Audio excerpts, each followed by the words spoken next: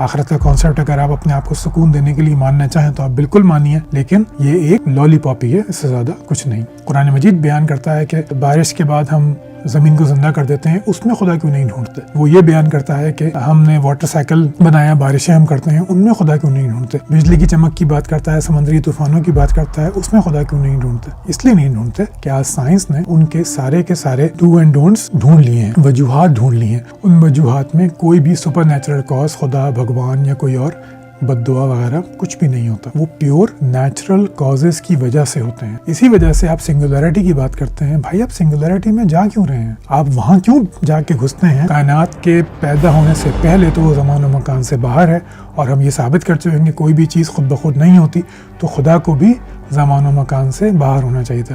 یہ ایک کلامی دلیل ہے اور بچکانہ دلیل ہے۔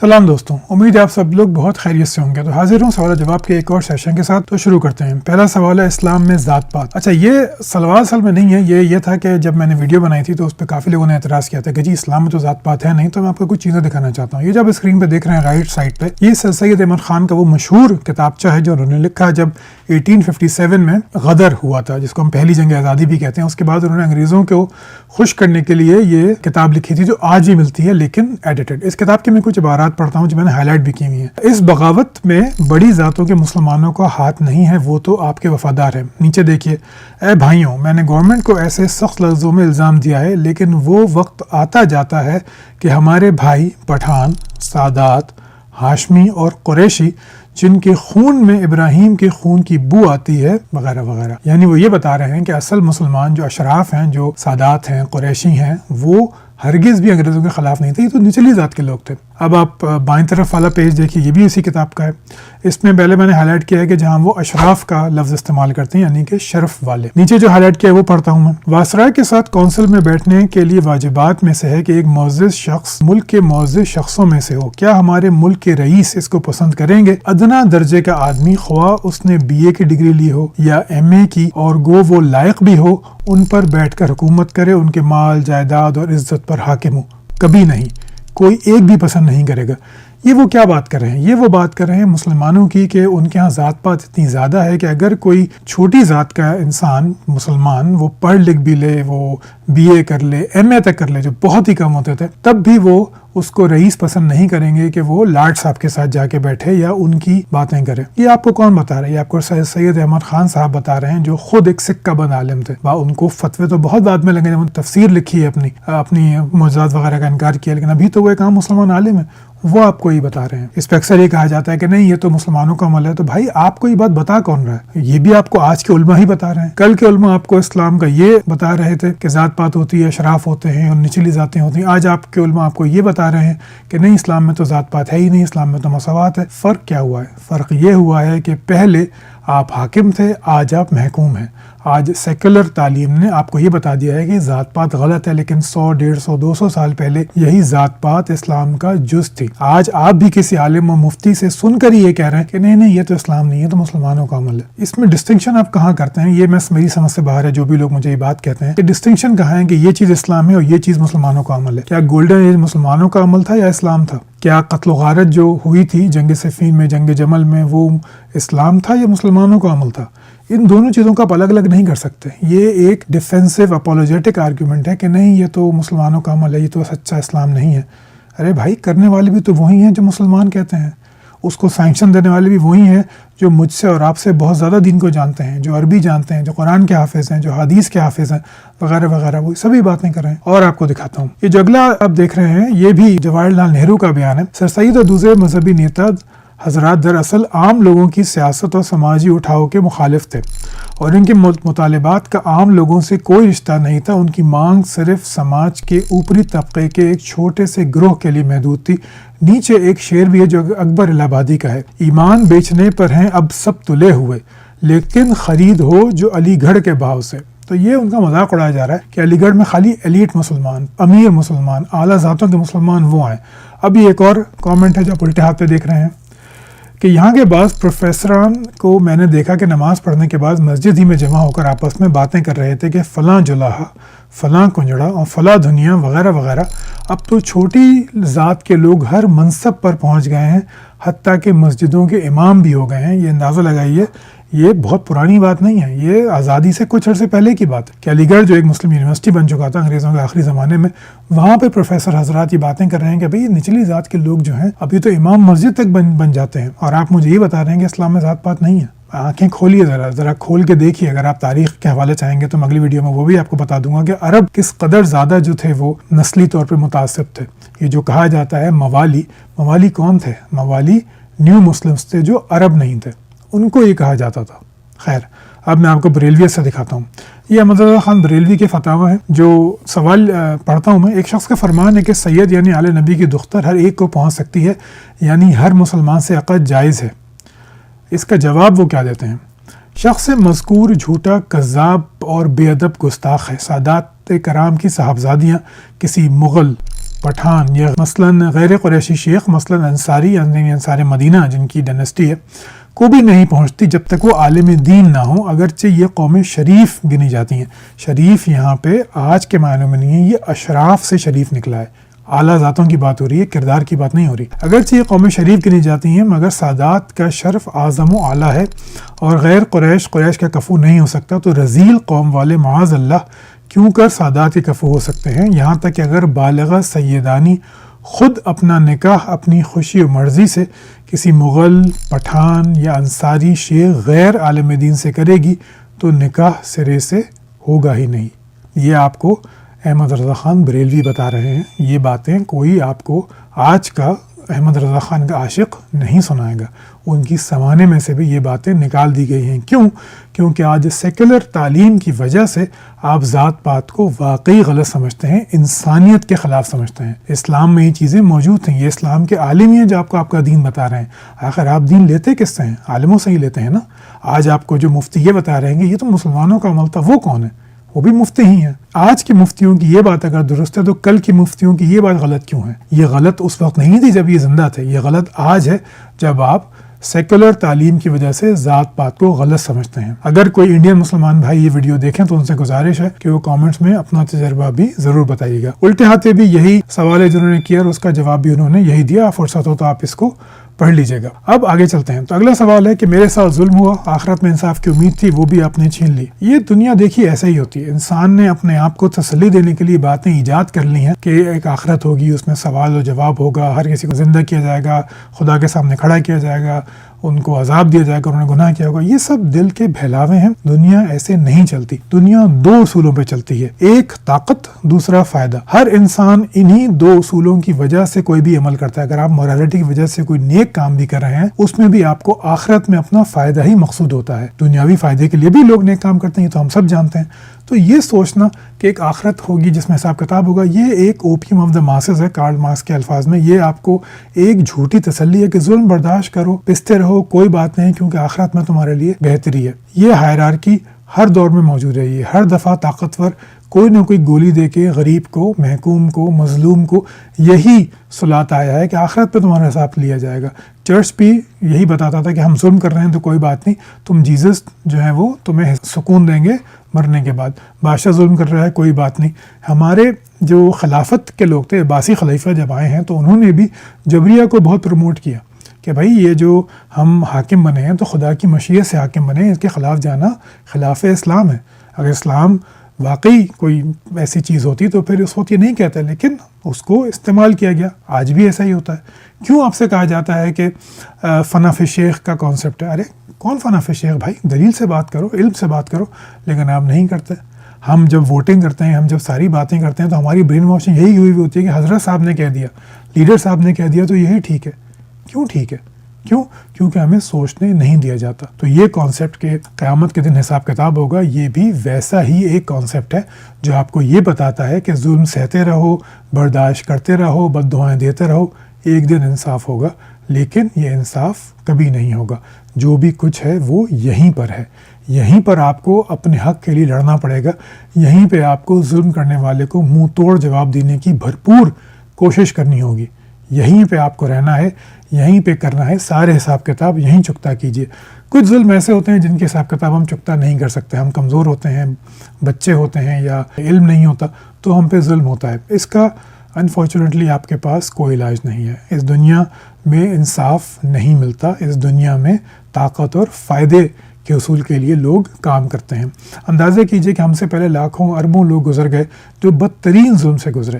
اگر میں آپ کو اسلام کی مثال دوں تو اسلام میں غلام کے بچے کو بیچنا کب جائز ہے؟ جب اس کے 2 دانت نکل آئیں، سال سوا سال کی عمر میں جب اس کے 2 دانت نکل آئیں تو اس کو آپ ماں سے باپ تو خیر نہیں، ماں سے الگ کر کے آپ اسے بیچ سکتے ہیں۔ کیا یہ انسانی کام ہے؟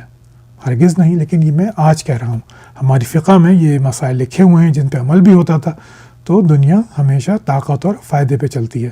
آخرت کا کانسیپٹ اگر آپ اپنے آپ کو سکون دینے کے لیے ماننا چاہیں تو آپ بالکل مانیے، لیکن یہ ایک لالی پاپی ہے، اس سے زیادہ کچھ نہیں۔ اسلام کے انسانی ہونے پہ 100% یقینی دلیل۔ دیکھیے، مجھے اسلام کے خلاف بات کرنے کا اتنا شوق نہیں ہے، میرا مقصد کسی کو ملحد بنانے بھی نہیں ہے، میری کوشش بس اتنی ہے کہ آپ ریشنلٹی اور کریٹیکل تھنکنگ کو اپنائیے۔ اگر ہم دیکھیں کہ انسانی جو نظریات ہوتے ہیں ان میں کیا چیزیں ہوتی ہیں، پہلی بات تو یہ کہ وہ عقلاً محدود ہوتے ہیں۔ محدود ہونے سے مراد یہ ہے کہ وہ ایک مخصوص زمانے میں ہوتے ہیں، وہ ایک مخصوص علاقے میں ہوتے ہیں۔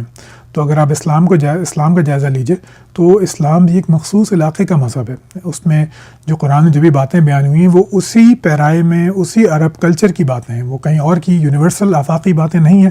ایک آدھ چند آیات تو آپ کو ہر جگہ مل جائیں گی۔ رابندر ناتھ ٹیگور جو بنگالی رائٹر تھے، نوبل انعام ملا تھا انہوں نے بھی، ان کے کلام میں بھی آپ کو ایسی باتیں مل جائیں گی، اقبال کے کلام میں ایسی باتیں مل جائیں گی۔ آفاقی یونیورسل انسان کی وہ بات کرتے ہیں، ہیومینٹی کی بات کرتے ہیں، لیکن اوور آل اقبال اور رابندر ناتھ ٹیگور دونوں برِ صغیر میں قید ہیں، ان کا جو خیال ہے۔ ایسے ہی جو ہے وہ قرآن مجید بھی عرب 7ویں صدی میں ہی قید ہے، اس میں ویسے ہی باتیں ہیں جیسے کہ ایک انسانی نظریے میں ہوتی ہیں۔ مثال کے طور پہ سود کو آپ دیکھ لیجئے، اگر واقعی قرآن یا اسلام آفاقی ہوتا، وہ انسانی عقل کی پیداوار نہیں بلکہ کسی خدا کی دین ہوتا، تو اس میں مالی معاملات کو انتہائی تفصیل سے بتایا جاتا ہے، کیونکہ خدا جانتا تھا کہ اگلے ہی چند صدیوں میں اب مالیات ہی قوموں کا مستقبل طے کریں گے۔ یہ 1-to-1 وار جو ہے یہ ختم ہو جائے گی، لیکن ایسا کچھ نہیں۔ ہمیں تو یہ بھی نہیں معلوم کہ سود کیا ہوتا ہے۔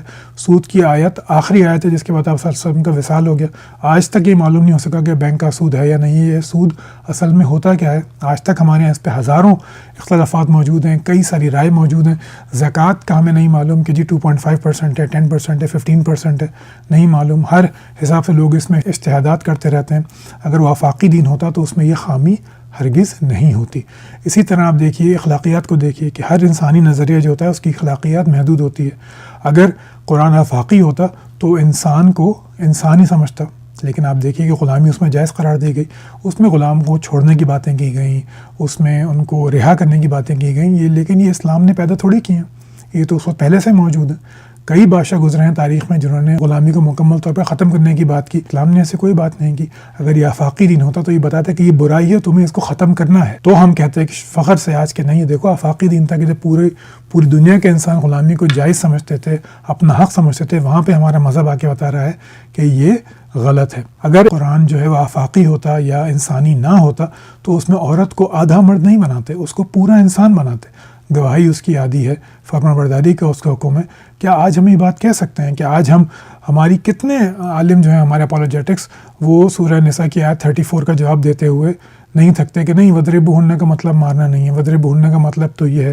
ارے بھائی، اس کا مطلب یہ ہے کہ آپ اس کو آسانی سے ماریے۔ آپ خود سوچئے کہ کیٹیگری ہے کہ میں اپنی بیوی کو پہلے بستر سے الگ کر دوں، پہلے سمجھاؤں، پھر بستر سے الگ کر دوں۔ اب اندازہ کیجئے کہ جب ان 2 چیزوں کے بعد وہ میری بات نہیں مانے گی تو کیا میں اس کو جا کے پیار سے ماروں گا؟ کیا میں اس کو ہلکے سے مسواک سے ہلکے سے ایسے ماروں گا؟ نہیں، میں اس کو بری طرح پیٹوں گا۔ اس کا یہی مطلب ہے۔ آپ اندازہ تو کیجئے کہ اس نے میری بات نہیں مانی، میرے سمجھانے پہ نہیں مانی، میں نے بستر الگ کر دیا، اس پہ بھی نہیں مانی، تو اب کیا میں اسے آرام سے ماروں گا؟ اور آرام سے مارنے سے کیا وہ میری بات مان سکتی ہے؟ ہرگز نہیں۔ تو یہ ایک اپولوجیٹکس کی بات ہے۔ اگر قرآن یا اسلام جو آفاقی ہوتا تو اس میں ایسی باتیں ہمیں ملتی ہیں جو واقعی یونیورسلٹی کی ہوتی ہیں۔ آج ہم کس دنیا میں رہتے ہیں؟ آج ہم رہتے ہیں فریڈم آف اسپیچ میں، فریڈم آف ریلیجن میں، جینڈر ایکوالٹی میں، ڈیموکریسی میں۔ آج ہم یہاں رہتے ہیں۔ قرآن کہاں کھڑا ہوا ہے؟ قرآن کھڑا ہوا ہے قبائلی نظام میں، قرآن کھڑا ہوا ہے مرد عورت سے ایک درجہ اوپر ہے، قرآن کھڑا ہوا ہے جو خلیفہ ہے طاقتور وہ خلیفہ بن جائے تو اس کے خلاف کچھ نہیں کرو۔ آپ فرق تو دیکھیے کتنا پیدا ہو چکا ہے۔ تو یہ کیسے ہو سکتا ہے کہ قرآن جو ہے وہ یا اسلام جو ہے وہ آفاقی ہو؟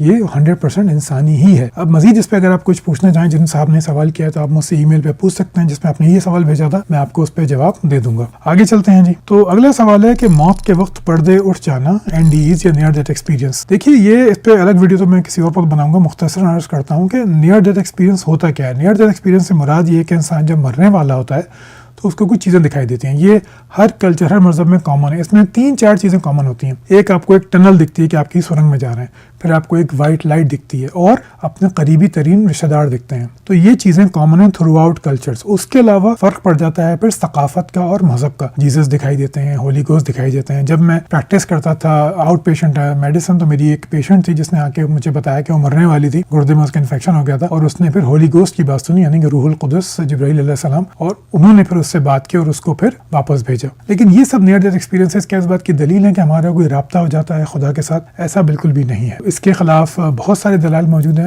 2 اسٹڈیز ہوئی تھیں، ایک اسٹڈی ہوئی تھی 2014 میں جس کا نام ہے AWARE-1 ٹرائل AWARE، اور دوسری اسٹڈی ہوئی تھی 2023 میں، یہ ہے AWARE AWARE-2 trial. AWARE-1 trial میں انہوں نے یہ کیا تھا کہ جو کارڈک اریسٹ ہوتے تھے، جب وہ CPR ان کا کر رہے ہوتے تھے، تو انہوں نے فلور پہ کچھ چیزیں لگائی ہوئی تھیں، کچھ سائن وغیرہ لگائے ہوئے تھے کہ اگر آؤٹ آف باڈی ایکسپیرینس ہو، کیونکہ یہ بھی ایک بہت کامن بات ہے مرتے وقت کہ انسان کو لگتا ہے کہ اپنے جسم سے باہر آ گیا ہے اور وہ اوپر سے دیکھ رہا ہے کہ اس کے ساتھ کیا ہو رہا ہے، تو جو ہے وہ زمین پہ موجود نشان دیکھ لے گا، لیکن ایک انسان نے بھی اس کو آئیڈینٹیفائی نہیں کیا۔ دوسری اسٹڈی میں بھی اس طرح کی چیزیں کی ہیں، وہ میڈیکل اسٹڈی ہے، انہوں نے EEG دیکھا تو انہوں نے یہ بتایا کہ مرنے سے بالکل پہلے برین کی ایکٹیویٹی بہت زیادہ بڑھ جاتی ہے، آکسیجن تقریباً نہ ہونے کے باوجود بھی بہت زیادہ نیورونز جو ہیں برین میں فائرنگ کر رہے ہوتے ہیں، یعنی کہ تھاٹس آ رہے ہوتے ہیں۔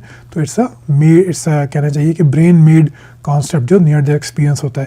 اس کے خلاف بھی کچھ دلائل موجود ہیں کہ نیئر ڈیتھ ایکسپیرینس جو ہے وہ مادرزاد اندھوں میں بھی ہوتا ہے، جس کو آج سائنس ایکسپلین نہیں کر سکتی۔ کہ ہم یہ کہتے ہیں کہ نیئر ڈیتھ ایکسپیرینس اس لیے ہو رہا ہے کہ آپ کا برین خود سے چیزیں بنا رہا ہے، لیکن برین جیسے ہے کہ وہ آپ کی یادداشت سے ہی چیزیں لے کے آپ کے لیے امیجز بناتا ہے، لیکن اگر کوئی مادرزاد اندھا ہے جس نے کبھی دیکھا ہی نہیں، وہ کیسے ویژول ایکسپیرینس کر سکتا ہے مرتے وقت؟ اس بات کا سائنس کے پاس جواب نہیں ہے، لیکن جو بھی اسٹڈیز ہوئی ہیں، AWARE-1 ٹرائل، AWARE-2 ٹرائل، اور بھی کچھ ٹرائلز ہوئے ہیں جس میں نیئر ڈیتھ ایکسپیرینسز جو ہیں وہ یہی معلوم ہوتا ہے کہ وہ انسان کی دماغ کی اپنی کارستانی ہے۔ اب بہت سارے لوگ بیان کرتے ہیں کہ جی ہم نے CPR ہوتے ہوئے دیکھا، ہم نے تھیٹر دیکھا۔ وہ آپ کی لرنڈ میموریز ہوتی ہیں جو آپ ٹی وی ڈاکومنٹریز وغیرہ سے آپ نے دیکھ لی ہوتی ہیں وہ چیزیں، اور وہ آپ کے دماغ کے پردے پہ ثبت ہو جاتی ہیں۔ لیکن میرا ارادہ ہے کہ میں نیئر ڈیتھ ایکسپیرینسز پہ ایک مفصل ویڈیو بناؤں گا، تو اس میں پھر آپ کو اور مزید بہت سارے دلائل دوں گا۔ زندگی کا کیا مقصد ہے اگر اسلام کو چھوڑ دیا؟ الہاد کے پاس کون سا نعم البدل ہے؟ دیکھیے پہلی بات تو یہ کہ مقصد جو ہے نا، یہ ہماری لینگویج ہوتی ہے۔ اب ایک ٹماٹر ہے، ٹماٹر کا اپنے اندر کوئی مقصد نہیں ہے، اس کو کوئی ہرن کھا لے گا تو وہ مقصد بدل جائے گا، آپ اسے سیلڈ بنا لیں گے تو مقصد بدل جائے گا، ٹماٹو کیچپ بنا لیں گے تو مقصد بدل جائے گا، سڑا ہوا ہے اس کو پھینک دیا تو مقصد بدل جائے گا۔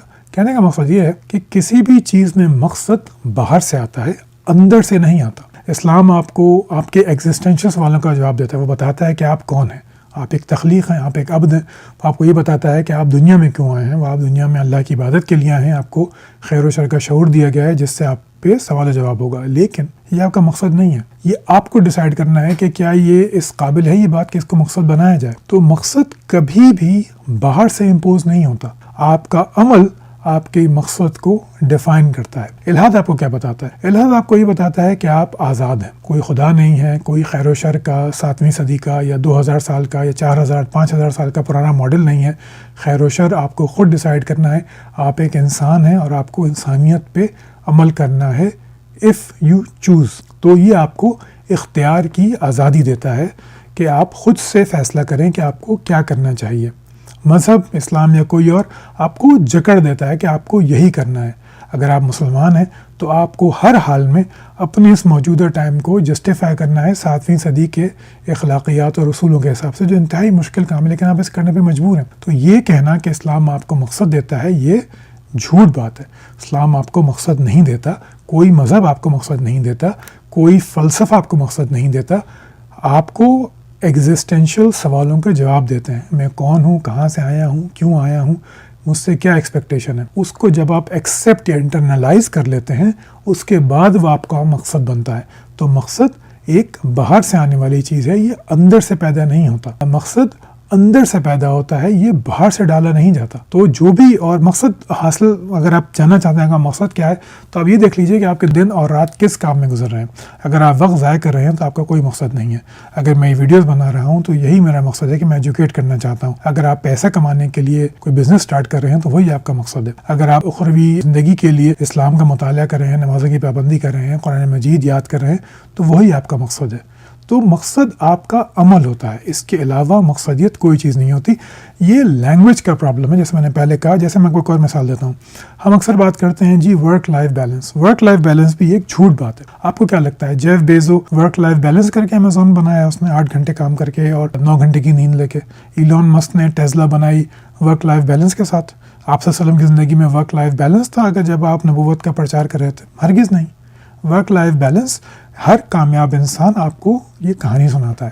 لیکن اگر میں آپ کو بتاؤں, اگر آپ مجھے کامیاب انسان سمجھیں, تو میں آپ کو یہ بتاؤں گا ورک لائف بیلنس کوئی چیز نہیں ہوتی. جب میں اپنے اسٹرگلنگ فیز میں تھا, 2 جابس کرتا تھا, دن کے 4-5 گھنٹے سوتا تھا, 8-9 گھنٹے کام کرتا تھا, امتحانوں کی تیاری میں 12-12 گھنٹے پڑھتا تھا, دوائیں لیتا تھا, کیفین لیتا تھا کہ میری نیند کم ہو سکے, کہ میں پڑھ سکوں. آج بھی ایسے ہی میں یہ ویڈیو بنا رہا ہوں, یہاں پہ صبح کے ابھی 6 بج رہے ہیں, میں 4 بجے سے جاگ رہا ہوں صبح کے. تو یہ میرا مقصد ہے جس کے لیے میں محنت کر رہا ہوں. تو یہ ورک لائف بیلنس جو ہے, یہ جیسے ایک سننے میں اچھی بات ہے لیکن اس کا مطلب کوئی نہیں ہے. اسی طرح purpose of life, meaning of life بھی سننے میں اچھی بات ہے, اس کا مطلب کوئی نہیں ہے. مطلب اس کو آپ دیتے ہیں. ورک لائف بیلنس فضول چیز ہے. مجھے اگر کوئی چیز پانی ہے, اس کے لیے مجھے محنت کرنی ہوگی, ٹائم دینا ہوگا. It can not be balanced. میں 8 گھنٹے کام کر کے وہ کچھ اچیو نہیں کر سکتا اگر جو میں کرنا چاہتا ہوں. اگر میری اچیومنٹ کی کا بار ہی بہت لو ہے, مجھے چاہیے ہی بہت کم, تو میں یہ کر سکتا ہوں. لیکن اگر مجھے زیادہ چاہیے تو میں یہ نہیں کر سکتا. تو مقصد کو بھی آپ ایسے ہی سمجھیے. آخری سوال ہے, میرے خیال سے کافی لمبی ویڈیو ہو گئی ہے. بگ بینگ کے بعد سنگولیرٹی کہاں سے آئی؟ یہ سوال کافی زیادہ پوچھا جاتا ہے. پہلی بات تو میں مذہبی حضرات کو یہ پوچھنا چاہوں گا کہ بھائی آپ لوگ ہمیشہ سنگولیرٹی میں کیوں گھستے ہیں؟ قرآن مجید بیان کرتا ہے کہ بارش کے بعد ہم زمین کو زندہ کر دیتے ہیں, اس میں خدا کیوں نہیں ڈھونڈتے؟ وہ یہ بیان کرتا ہے کہ ہم نے واٹر سائیکل بنایا, بارشیں ہم کرتے ہیں, ان میں خدا کیوں نہیں ڈھونڈتے؟ بجلی کی چمک کی بات کرتا ہے, سمندری طوفانوں کی بات کرتا ہے, اس میں خدا کیوں نہیں ڈھونڈتے؟ اس لیے نہیں ڈھونڈتے کہ آج سائنس نے ان کے سارے ڈو اینڈ ڈونٹس ڈھونڈ لیے ہیں, وجوہات ڈھونڈ لی ہیں. ان وجوہات میں کوئی بھی سپر نیچرل کاز, خدا, بھگوان یا کوئی اور بد دعا وغیرہ کچھ بھی نہیں ہوتا. وہ پیور نیچرل کازز کی وجہ سے ہوتے ہیں. اسی وجہ سے آپ سنگولیرٹی کی بات کرتے ہیں. بھائی آپ سنگولیرٹی میں جا کیوں رہے ہیں؟ آپ وہاں کیوں جا کے گھستے ہیں, معذرت اگر برا لگے تو, کہ جہاں پہ سائنس ابھی پہنچی نہیں ہے. اصل بات تو یہ کہ خدا واقعی ہے تو اس کو ان چیزوں میں نظر آنا چاہیے جہاں تک میرا علم پہنچ گیا ہے. ابھی آج میں جانتا ہوں بارش کیسے ہوتی ہے, بجلی کیسے کڑکتی ہے, سیلاب کیسے آتے ہیں, زلزلوں کی وجوہات کیا ہیں, اس میں کوئی خدا نظر نہیں آتا. اس لیے آپ مجبور ہیں کہ آپ سنگولیرٹی میں جا کے بیٹھیں گے. جی سنگولیرٹی کے وقت کیا ہوا تھا؟ کیونکہ وہاں پہ سائنس نہیں پہنچی, تو وہاں آپ کہہ دیں گے ہاں خدا دیکھو وہاں تھا, اس نے کیا تھا. اس کو میں آپ کو ایک کلام کا آرگومنٹ بتاتا ہوں بڑے مزے کا, کہ وہی کہتے ہیں کہ بھائی ہر چیز کا ایک سبب ہوتا ہے, ہر حادث کا ایک سبب ہوتا ہے. تو چونکہ کائنات وجود میں آئی تھی اس لیے اس کا بھی سبب ہونا چاہیے. وہ سبب ایک کیوں ہوتا ہے یہ وہ نہیں بتاتے, یہ صرف ازیومڈ بات ہے. سبب بہت سارے بھی ہو سکتے ہیں, لیکن چلیے خیر چھوڑ دیتے ہیں. سبب ایک ہوتا ہے, چونکہ سبب ایک ہوتا ہے تو اس کا بنانے والا بھی ہونا چاہیے, کیونکہ کوئی بھی چیز خود بخود تو نہیں ہوتی, کرنے سے ہوتی ہے. اچھا یہاں پہ مسئلہ یہ ہو جاتا ہے کہ کاز اینڈ ایفیکٹ ہماری اس کائنات کا قانون ہے, لیکن وہ اس کو بگ بینگ کی طرف بھی لے جاتے ہیں. پھر وہ یہ بتاتے ہیں کہ چونکہ جب یہ کائنات وجود میں نہیں آئی تھی اس کے وجود میں آنے کا امکان موجود تھا. اور جب بھی ہم یہ کہتے ہیں کہ امکان موجود ہے یا امکان موجود تھا, تو یہ کسی چیز کی ایگزسٹنس کا ثبوت ہوتا ہے. یہ لینگویج کا مسئلہ ہے کہ ہماری لینگویج میں ہم مجبور ہیں کہ تھا یا ہے بولیں گے امکان کے لیے, تو فوراً کہتے ہیں کہ دیکھو جب تم کہہ رہے ہو کہ امکان تھا یا امکان ہے, اس کا مطلب ہے کہ امکان وجود رکھتا ہے. جب وہ وجود رکھتا ہے کائنات کے پیدا ہونے سے پہلے, تو وہ زمان و مکان سے باہر ہے. اور ہم یہ ثابت کر چکے ہیں کہ کوئی بھی چیز خود بخود نہیں ہوتی, تو خدا کو بھی زمان و مکان سے باہر ہونا چاہیے تھا.